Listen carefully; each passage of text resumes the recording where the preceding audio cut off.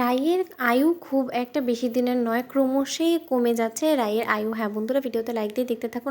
ডাক্তাররা কনফার্ম হয়ে যখন বলে দেয় যে রাইয়ের আয়ু খুব শীঘ্রই শেষ হতে চলেছে, ওদিকে একথা শুনে এক পর্যায়ে ভেঙে পড়ে অনির্বাণ। ওদিকে অনির্বাণ রাইয়ের জ্ঞান ফেরা মাত্রই রাইয়ের কেবিনে গিয়ে রাইকে জড়িয়ে ধরে বলতে থাকে যে রাই, আমি তোমার কোনো কিছু হতে দেবো না। ওদিকে রাই বলতে থাকে যে অনির্বাণ, আমি তো সুস্থ হয়ে গেছি, মাথা ঘুরে গিয়েছিল, হয়তো বা বেশি কাজে স্ট্রেস নিয়ে নিয়েছিলাম, তো তার জন্যই হয়তো বা এরকম মাথা ঘুরে গিয়েছিল, এছাড়া কোনো কিছু না। তুমি এতটা টেনশন করছো কেন বলো তো? আমার কি হবে?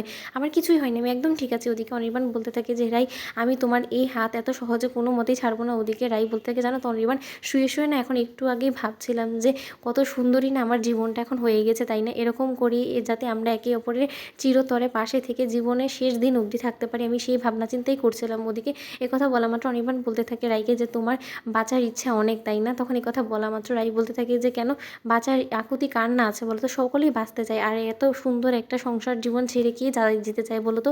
তখন একথা বলা মাত্র অনির্বাণ বলতে থাকে সত্যি তো, কারই বা মরার ইচ্ছে হয়, কিন্তু এখানে তো কোনো সময় আমরা পরিস্থিতির শিকার এমনভাবে হয়ে যাই যে যখন কিনা আমাদের পরিস্থিতির উপরে কোনো রকম কোনো হাত থাকে না, তাই না রাই?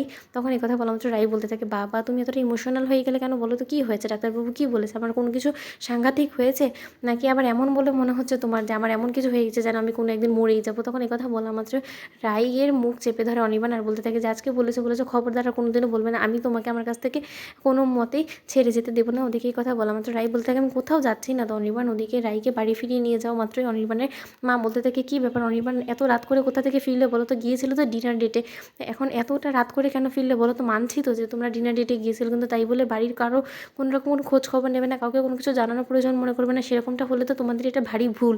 তখন কথা বলা মাত্র অনির্বাণ বলতে থাকে যে মা, রাস্তায় ফেরার পথেই রাই একটু অসুস্থ হয়ে পড়ে গিয়েছিল, তার জন্যই ওকে হসপিটালে নিয়ে গিয়েছে, ওর মাথা ঘুরে গিয়েছিল আর ও বমি হচ্ছিলো। তখন এই কথা শোনা মাত্র অনির্বাণের মা বলতে থাকে যে খুব একটা যদি আমি ভুল না হয়ে থাকি রাই, তুমি কোনো মতে কনসিভ তো করে বসোনি? ওদিকে রাই এ কথাটা শোনা মাত্র বুক ভরা আশা বেঁধে বসে। রাই বলতে থাকে অনির্বাণকে, অনির্বাণের রুমে যাওয়া মাত্রই যে আচ্ছা অনির্বাণ, সত্যি এরকমও তো হতে পারে, মা তো ঠিকই বলেছে, আমি তো এই কথাটা ভাবিনি, আমি যদি সত্যিকার অর্থে কনসিভ করে থাকি। ওদিকে অনির্বাণ চোখের জল ফেলতে থাকে আর বলতে থাকে যে রাই, তুমি যে ভুল ধারণাটা নিজের মধ্যে পোষণ করে যাচ্ছ সেটা নিতান্তই তোমার ভুল ধারণা, কারণ তোমার শরীরের মধ্যে এমন এক মরণব্যাধি রোগ বাসা বেঁধেছে যার ফলে কিনা তোমার ক্রমশই আয়ু কমে আসছে। এখন আমি তো দূরে থাক, স্বয়ং ঈশ্বরও তোমাকে আর বাঁচাতে পারবে না, আর ডাক্তাররা তো দূরে থাক, তারপরও ডাক্তাররা তো একটা উৎস মাত্র। আমি যথাসাধ্য চেষ্টা করব রাই তোমাকে বাঁচানোর, কারণ তোমাকে দেখেই তো আমি আমার বাঁচার রিজনটা খুঁজে পাই। ওদিকে এই কথা বলা মাত্র রাই বলতে থাকে, আচ্ছা অনির্বাণ, একবার আমি টেস্ট করে দেখবো যে আদৌ আমি প্রেগনেন্ট কিনা। তখন অনির্বাণ বলতে থাকে যে শুধু শুধু এসব করে দরকার কি বলো তো? আমি মনে হয় না আমার এখন যেই জিনিসটা করাটা ঠিক হবে। ওদিকে রাই বলতে থাকে, করলেই দ্বিধা কী বলো তো? ওদিকে অনির্বাণ বলতে থাকে তোমার ইচ্ছা। তো বন্ধুরা, ভিডিওটি ভালো লাগলে লাইক কমেন্ট শেয়ার করে সাবস্ক্রাইব করতে ভুলো না।